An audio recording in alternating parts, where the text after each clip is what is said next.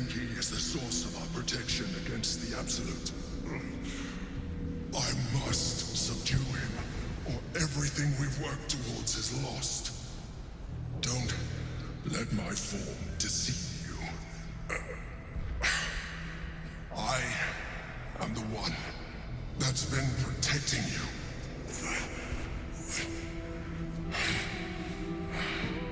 I am the one that came to you in your dreams. Help me.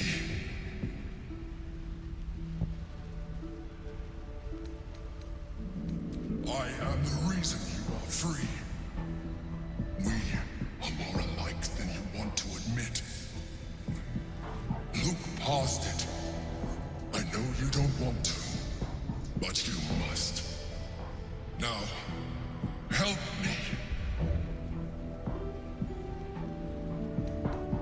Fool! Without me, you will perish.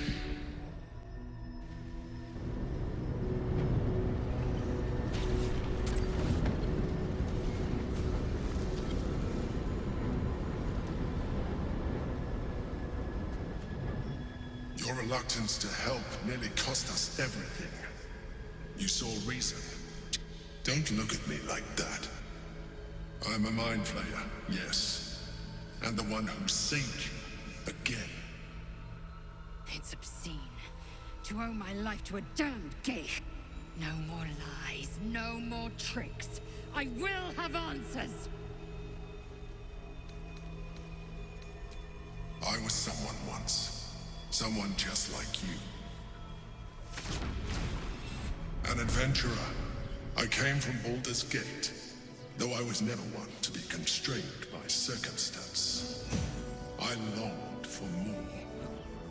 That longing brought me to Moonrise Towers on a search for treasure. To a colony of mind flayers who caught me, changed me into what I am now.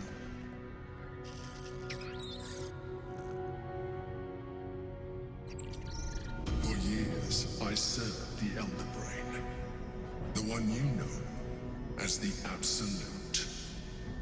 I was a thrall like any other, but I was fortunate. I broke free and started a new life in my old city.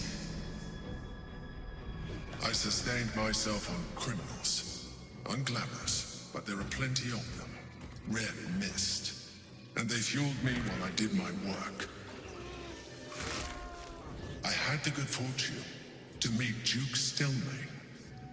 We formed a partnership, and through her, I became the governing force behind the Knights of the Shield, the largest mercantile operation in Baldur's Gate. People referred to me as the Emperor. Such was my influence, though of course they had no idea what I really was. My needs were sated. I was happy for a while, until my true nature was discovered by the tyrant himself, Lord Gortash. He tore me from my home and brought me back to the Brain, where I became a slave once again. A slave he continued to call me Emperor. The name was intended as a slight, to remind me of the heights from which I fell. But I have grown fond of it. It encapsulates well who I've become.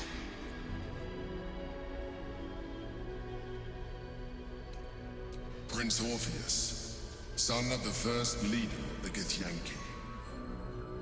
Orpheus? Impossible. He was slain by Shastil Kithrak himself. Quite possible, I assure you. His power has been the source of your continued protection against the voice of the Absolute. The power to disrupt hive-mind communication. It is the same power that enabled his mother, Gith, to bring about the fall of the Illithid Empire eons ago. A power she passed on to him, and that I leveraged for you. When Orpheus's mother left, a usurper took her place. Vlaakith declared herself queen of your people.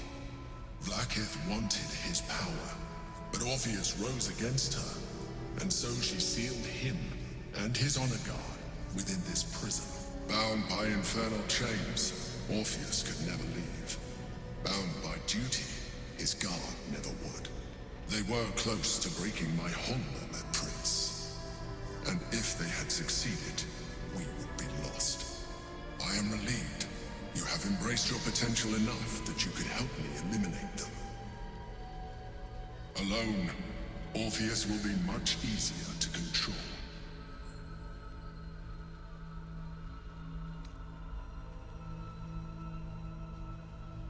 Most certainly Orpheus. He is a threat to her reign. Some of your people still revere him, in defiance of their teachings. Blackheath was safe as long as you believed him dead. But as you can see, he is very much alive. I don't understand. The histories claim the prince was burned to ash in the skies. Your histories are fabrications. The prince was not killed. As you can very well see, he was imprisoned. She kept him this way because she was reluctant to eradicate such power. Power that she might one day wish to take from him. If the rest of your people ever find out what she's done, there will be civil war. Your queen will be finished.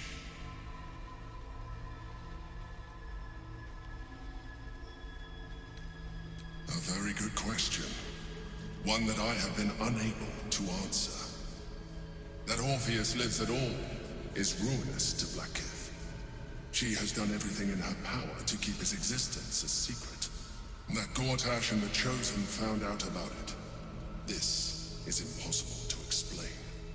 But it was important enough to them that Gortash sent me to retrieve it. The moment I found it, I felt a change. My free will returning. I followed the feeling inside, and found Orpheus. I realized what the prison was for. Containment. While my body was within the prison's bounds, my mind was free. I could resist the Elder Brain, the Chosen. Better yet, I could plan to overthrow them. All I needed to do was subdue Orpheus, and find allies in the outer world. You.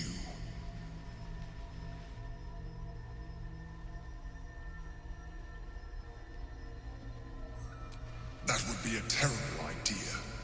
The moment he is free, he will attack you. Your only defense would be to kill him, and in so doing, he would doom us both.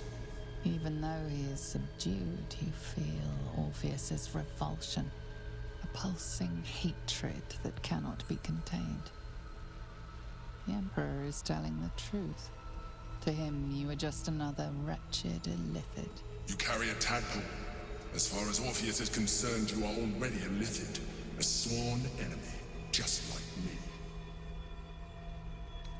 You are already more illithid than you realize. It has improved you. You seek to reverse an inevitable process. A process of evolution.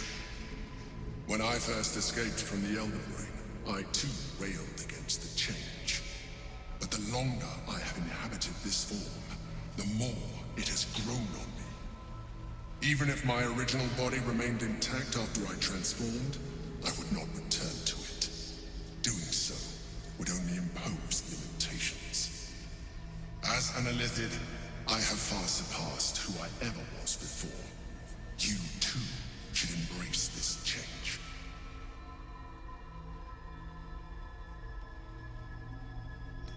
I believe we'll have a better chance of defeating the Elder Brain if you embrace your latent illithid potential. I've been studying you for a while now. I believe I can trigger the next stage of your tadpole's life cycle, while continuing to preserve your independence. You have seen what I can do. Imagine yourself with the same strength, the same intelligence, the same devastating beauty. If you let me, I can evolve you. I understand.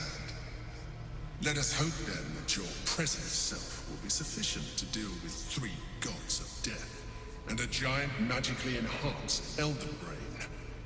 But in case you change your mind,